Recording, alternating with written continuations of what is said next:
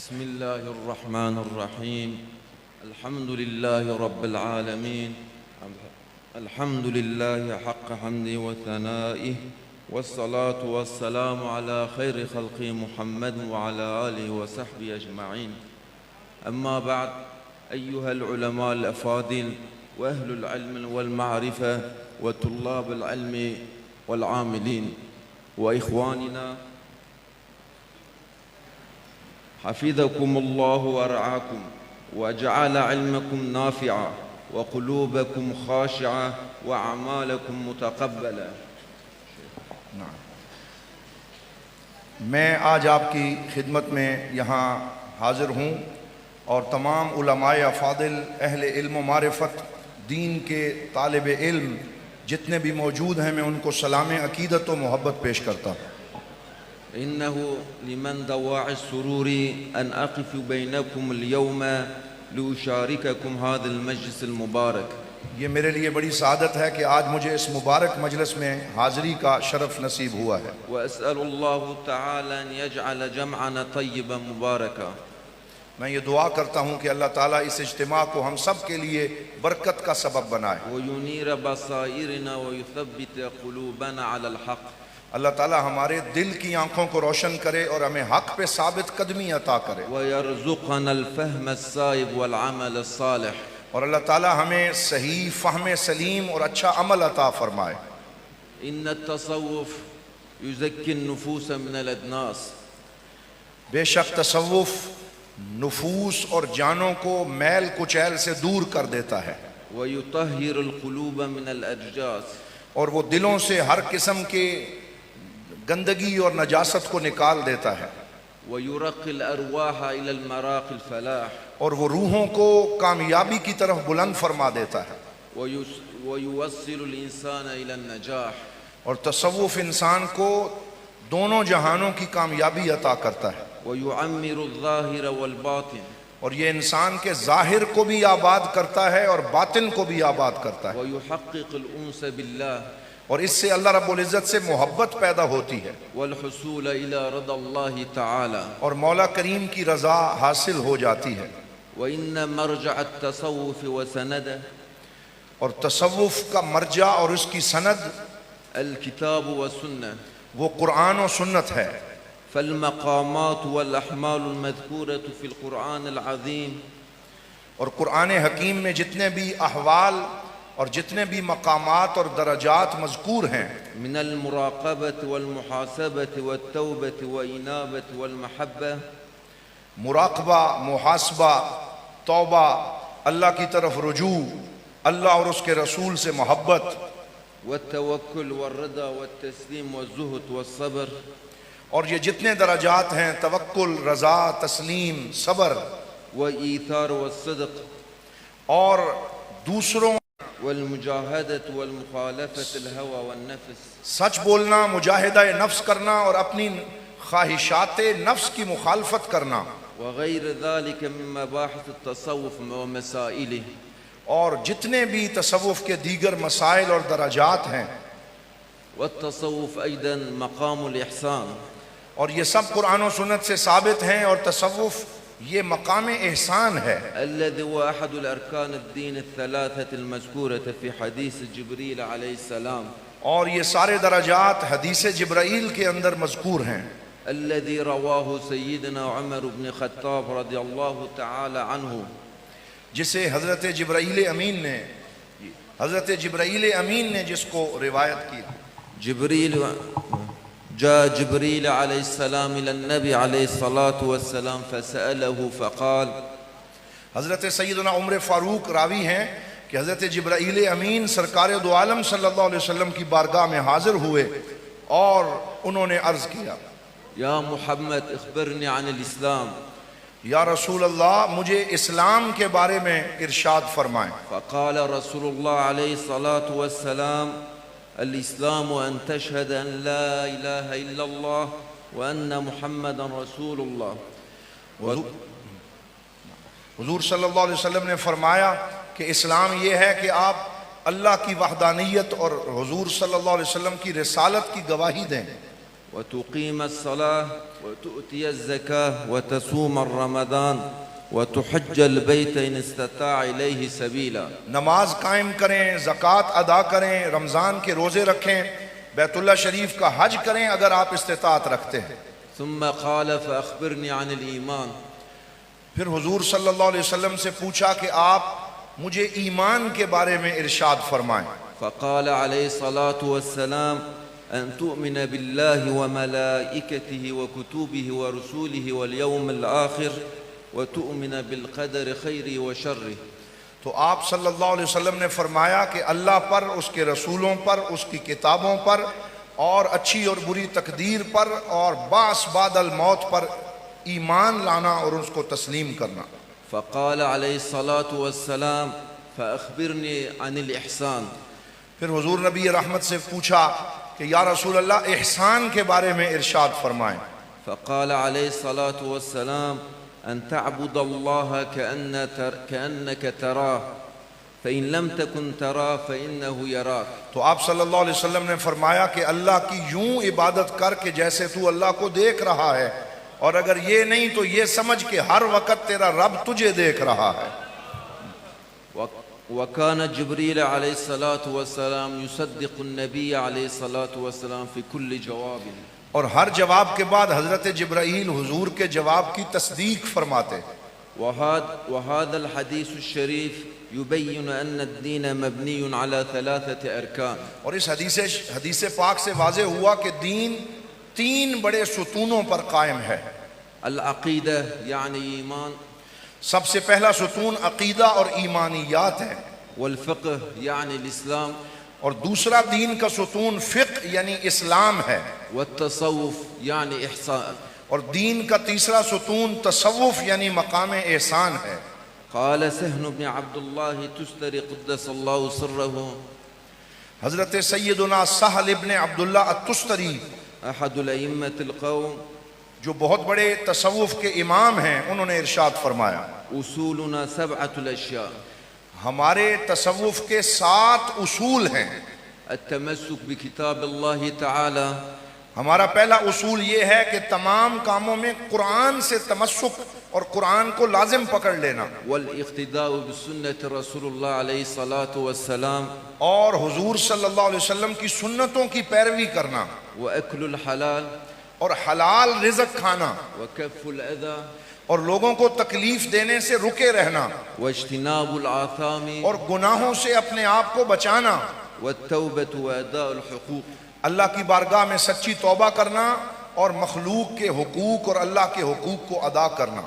وقال امام ابو حفص النیسابوری قدس سرہ، امام ابو حفص النیسابوری قدس سرہ نے ارشاد فرمایا من لم يزن افعاله واحواله في كل وقت بالكتاب والسنة ولم يتهم خواطره، جو شخص ہر وقت اپنے اعمال اور افعال کو کتاب و سنت پر پیش کر کے اپنے احوال کا جائزہ نہ لے، فنا نعده في دیوان الرجال، تو ہم اسے مردان تصوف میں شمار نہیں کرتے.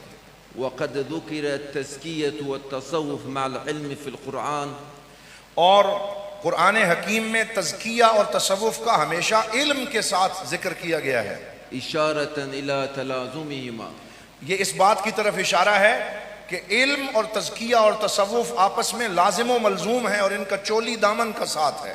فنقل لما اتم ابراہیم علیہ السلام بناء الکعبہ، اور یہ بھی مروی ہے کہ جب سیدنا ابراہیم علیہ السلام نے خانہ کعبہ کو تعمیر کیا اللہ کے حکم سے، دعا ربه كما ورد في سورة البقرة، اور سورہ بقرہ میں مذکور ہے کہ آپ نے اس وقت یہ دعا مانگی، اعوذ باللہ من الشیطان الرجیم، بسم اللہ الرحمن الرحیم، ربنا وابعث فیہم رسولا منہم یتلو علیہم آیاتک ویعلمہم الکتاب والحکمت ویزکیہم انک انت العزیز الحکیم. خانہ کعبہ کو تعمیر مکمل کی تو یہ دعا مانگی کہ یا اللہ تو ان لوگوں میں وہ رسول مبعوث فرما جو انہی میں سے ہو، اور انہیں قرآن کی آیتیں پڑھ کے سنائے اور قرآن کی تعلیم بھی دے اور ان کے دلوں کا تزکیہ بھی کرے.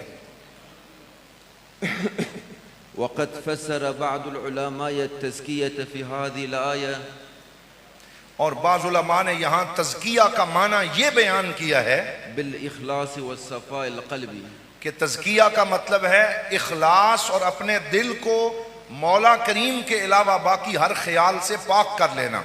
فدعوة إبراهيم عليه السلام حضرت ابراہیم کی یہ دعا كان جامعة طلب فيها إرسال الرسول، یہ ایک ایسی جامع دعا تھی جس میں آپ نے پورے دین کو بیان فرما دیا۔ ثم تعليم الكتاب والحكمة، آپ نے یہ مطالبہ کیا کہ یا اللہ رسول ان میں بھیج اور جو ان کو کتاب و حکمت کی تعلیم بھی دے، ثم تزكية النفس وتطهيرها من الأدران، اور وہ نبی پاک ان کے دلوں اور ان کی جانوں کا تزکیہ کر کے ان کو پاک صاف کر دے۔ لكن الله سبحانه وتعالى في إجابته لهذه الدعوة في آية نفسها اور پھر اللہ رب العزت نے جب اس دعا کی قبولیت کا ذکر فرمایا اسی آیت کے بعد دوسری آیت میں، قدم التزكية على التعليم، تو اللہ رب العزت نے تزکیہ کو تعلیم پہ مقدم فرما دیا۔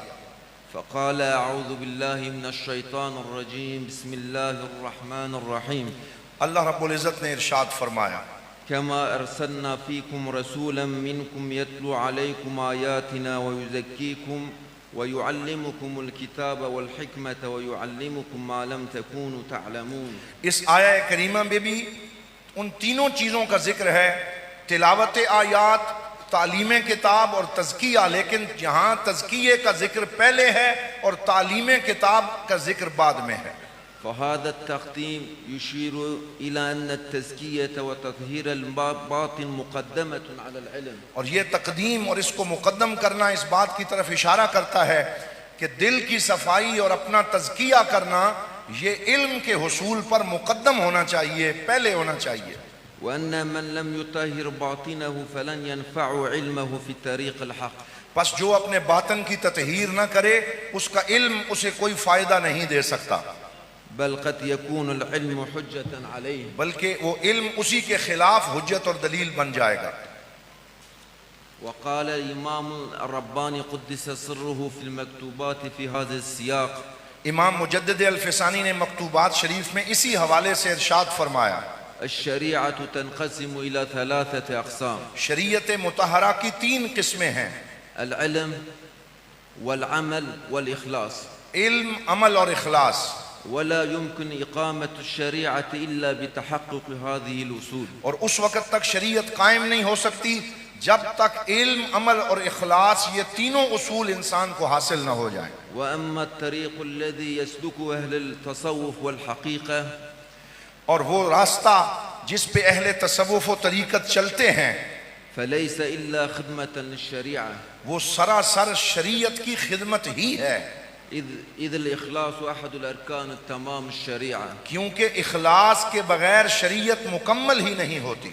وفرق بعض الناس بين الطريقة والشريعة، بعض لوگ طریقت اور شریعت کے درمیان فرق کرتے ہیں، ولا يعلمون أن مثل الطريقة والشريعة كمثل الروح والجسد، وہ یہ نہیں جانتے نادان کہ طریقت اور شریعت کا آپس میں وہی تعلق ہے جو جسم کا تعلق روح کے ساتھ ہوتا ہے۔ فلا قيام لهذا إلا بذاك، پس جو شریعت ہے وہ طریقت کے بغیر ممکن نہیں اور طریقت شریعت کے بغیر ممکن نہیں۔ ولهذا قال امام مالک رحمۃ اللہ تعالی علیہ، اسی وجہ سے سیدنا امام مالک رضی اللہ تعالی عنہ نے ارشاد فرمایا، من تصوف ولم يتفقه، جس نے علم تصوف پہ توجہ دی اور علم فقہ پہ توجہ نہ دی فقد تزندق، وہ زندیق ہو گیا، ومن تفقه ولم يتصوف، اور جس نے علم فقہ اور علم شریعت کو پہ توجہ دی لیکن علم تصوف کو حاصل نہ کیا فقد تفسق، وہ فاسق و فاجر ہو گیا، ومن جمع بينهما فقد تحقق، اور جس نے علم شریعت اور علم تصوف کو جمع کر لیا وہ مراد کو پا گیا۔ اللہ اکبر، یا رسول اللہ، پیر محمد کرم شاہ۔ هذا يدل على من سلك طريق التصوف من غير علم وفقه، یہ بات اس چیز پہ دلالت کرتی ہے کہ جو شخص تصوف کے راستے پہ تو چلنا چاہے لیکن وہ علم حاصل نہ کرے اور فقہ کے اوپر توجہ نہ دے فإنه يكون عرضة للانحراف والزندقة. تو وہ بہت جلد بھٹک جائے گا اور زندیق ہو کے راندہ درگاہ ہو جائے گا. ومن طلب العلم الشرعي ولم يتهذب بالطريق التصوف اور جس نے علم شریعت حاصل کرنے کی کوشش کی لیکن علم تصوف سے اپنی تربیت و تہذیب نہ کی فإنه معرض للوقوع في الفسق والرياء. تو اس کے اوپر بہت بڑا خطرہ ہے کہ وہ فسق و فجور اور ریاکاری میں مبتلا ہو جائے گا. وأما من جمع بين علم والتصوف جس خوش نصیب نے علم شریعت اور علم تصوف کو جمع کر لیا فقد سلك سبيل الحق بس وہ حق کے راستے پہ چلا وبلغ مقام التحقيق. اور اس نے مقام تحقیق پہ اپنے آپ کو پہنچا لیا. وقال شيخ الصوفية الإمام جنيد قدس سره صوفیاء کے امام سیدنا امام جنید بغدادی قدس سرہ العزیز نے ارشاد فرمایا مذهبنا هذا مقيد بأصول الكتاب والسنة. ہمارا مذہب تصوف قرآن و سنت کی نصوص کے ساتھ مقید ہے اور بالکل ایک سرے منہ بھی اس سے باہر نہیں ہے. وقال علامة ابن عابد رحمة الله تعالى عليه علامہ ابن عابدین شامی رحمۃ اللہ علیہ نے ارشاد فرمایا الحقيقة والطريقة والشريعة متلازمة. آپ نے فرمایا حقیقت، طریقت اور شریعت یہ تینوں آپس میں لازم و ملزوم ہیں. لأن الطريقة إلى الله تعالى ظاهر وباطن. کیونکہ اللہ کی طرف پہنچنے کا راستہ ظاہر بھی ہے اور باطن بھی ہے. فظاهرها الشريعة والطريقة. بس اللہ کی طرف پہنچنے کے راستے کا ظاہر یہ شریعت اور طریقت ہے وباطنها الحقيقة. اور اس کا باطن حقیقت ہے. وقد قسم الإمام الأعظم أبو حنيفة رحمة الله تعالى عليه الفقه إلى 3 أقسام. امام اعظم ابو حنیفہ رحمۃ اللہ تعالی علیہ نے علم فقہ کو 3 قسموں میں تقسیم فرمایا. الفقه الأكبر يعني العقيدة. آپ نے عقیدے کا نام فقہ الاکبر رکھا. والفقه الظاهر يعني أحكام الفقهية. اور فقہی احکام اور مسائل کو آپ نے فقہ الظاہر کا نام دیا. والفقه الباطن يعني التصوف. اور تصوف کو آپ نے فقہ باطن کا نام دیا. تو یہ تینوں چیزیں علم فقہ سے باہر نہیں ہے. ایک فقہ اکبر ہے، ایک فقہ ظاہر ہے اور ایک فقہ باطن ہے. وقال الإمام الشافعي رحمة الله تعالى عليه امام شافعی رحمۃ اللہ تعالی علیہ نے ارشاد فرمایا فقيا وصوفيا فكن ليس واحدا. فقی اور صوفی تو ان میں سے کوئی ایک نہ بن بلکہ بیک وقت دونوں بن جا. فإن وحق الله إياك أنصح. اور میں اللہ رب العزت کی قسم تجھے اسی بات کی نصیحت کرتا ہوں. فذلك قاس لم يذق قلبه التقى. اور جو صرف فقی ہے وہ سخت دل ہے اور اس نے صحیح اللہ رب العزت کی بارگاہ کے لطف کو نہیں چکھا. وهذا جهول كيف ذو الجهل يصلح. اور جو صرف متصوف بننا چاہتا ہے وہ جاہل ہے اور جاہل اصلاح کا کام کیسے کر سکتا ہے. وبالجملة اور خلاصہ کلام لو أردنا أن نشبه الدين الإسلامي بالحديقة اگر ہم یہ چاہیں کہ ہم دین اسلامی کو ایک باغ سے تشبیہ دیں فإن الأشجار التي فيها تمثل العلوم الإسلامية المختلفة. تو وہ باغ کے درخت جن کی شاخیں ہیں وہ دین اسلام کی مختلف برانچز کی طرف وضاحت کر رہی ہیں. وأما الماء الذي تسقى به هذه الأشجار اور وہ پانی جو ان درختوں کو دیا جاتا ہے تاکہ یہ پھلیں پھولیں لتثمر الفواكه الطيبة اور ان درختوں پہ پھل لگ جائے فهو التصوف. تو وہ پانی تصوف کا پانی ہے جس سے اعمال کا پھل نصیب ہوتا ہے.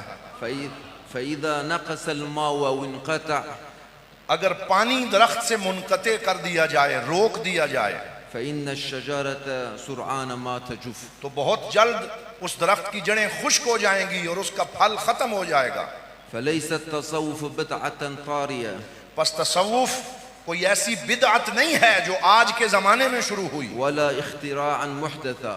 اور یہ کوئی نئی ایجاد نہیں ہے بل هو تزكية النفوس بلکہ یہ تو تزکیہ نفس کا نام ہے وتصفية القلوب اور اپنے دلوں کو صاف کرنے کا نام ہے والتحقيق الإخلاص اور اخلاص کو متحقق کرنے کا نام ہے كما ذكر مع الأدلة من القرآن والحديث جیسے قرآن و سنت کی ادلہ اور دلائل اس پہ ظاہر و باہر ہیں وإن من يتهم التصوف النقي بالبدعة لجهل بحقائقه اور وہ نادان جو تصوف کی اس پاکیزہ روایت کو بدعت کہتا ہے وہ اپنی جہالت کی وجہ سے ایسا کرتا ہے أو لما يراه من انحرافات عند بعض من انتسب إليه دون البصيرة یا وہ بعض متصوفین کے ہاں موجود غلط رسم و رواج کو دیکھ کر پورے تصوف پہ تنقید شروع کر دیتا ہے فقد ظلم التصوف وأهله پس اس نے اہل تصوف کے اوپر ظلم کیا كما لا تنسب الأخطاء المتفقهين إلى الفقه نفسه جیسے اگر کوئی فقہ میں غلطی کرے تو پوری فقہ کو غلط نہیں کہا جا سکتا فكذلك لا تنسب انحرافات المتصوفة إلى تصوف نفسه پس من گھڑت تصوف کے دعوے داروں کی وجہ سے سچے صوفیوں کو برا نہیں کہا جا سکتا مع أن الأئمة الصوفية هم أكثر الخلق اتباعا للنصوص والآثار کیونکہ تصوف کے جتنے بھی امام ہیں انہوں نے ہی سب سے زیادہ رسول اکرم صلی اللہ علیہ وسلم کی پیروی کی ہے وأسرعهم اجتماعا والتفافا حولها اور وہ بہت جلد دین کے گرد جمع ہوتے چلے گئے ومن خالتهم ورأى شدة تمسكهم بالمأمورات اور جس شخص نے بھی صوفیاء کی صحبت کو اختیار کیا اور اپنی آنکھوں سے انہیں اللہ رب العزت کی تعلیمات پہ ہمہ وقت عمل کرتے ہوئے پایا واعتناهم بالمندوبات اور ان کی مستحبات کی طرف توجہ دیکھی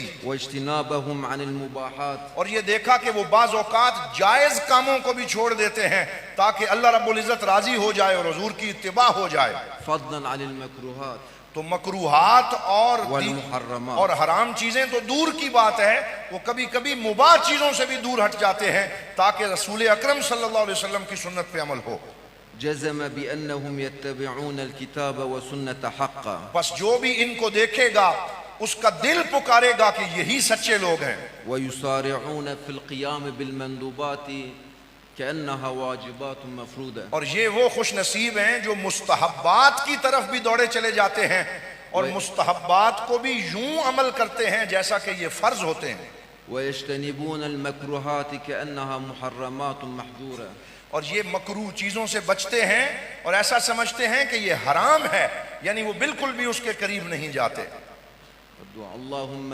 ثبتنا بقول ثابت في الحياة الدنيا وفي الآخرة یا اللہ ہمیں اس دنیا میں اور آخرت میں بھی حق کے ساتھ قائم فرما واهدنا سبل السلام یا اللہ ہمیں سلامتی کے راستوں پہ چلا ونسألك الثبات في الأمر والعزيمة یا اللہ ہم عزیمت کے راستوں پہ ثابت قدمی کا سوال کرتے على ہیں الرشد والفوز بالجنة رہنمائی کے راستوں پر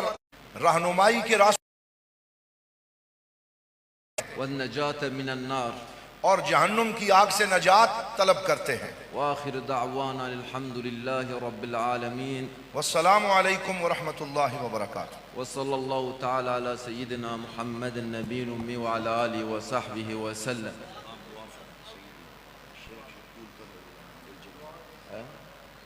دعاء شيخ بالتركي أريد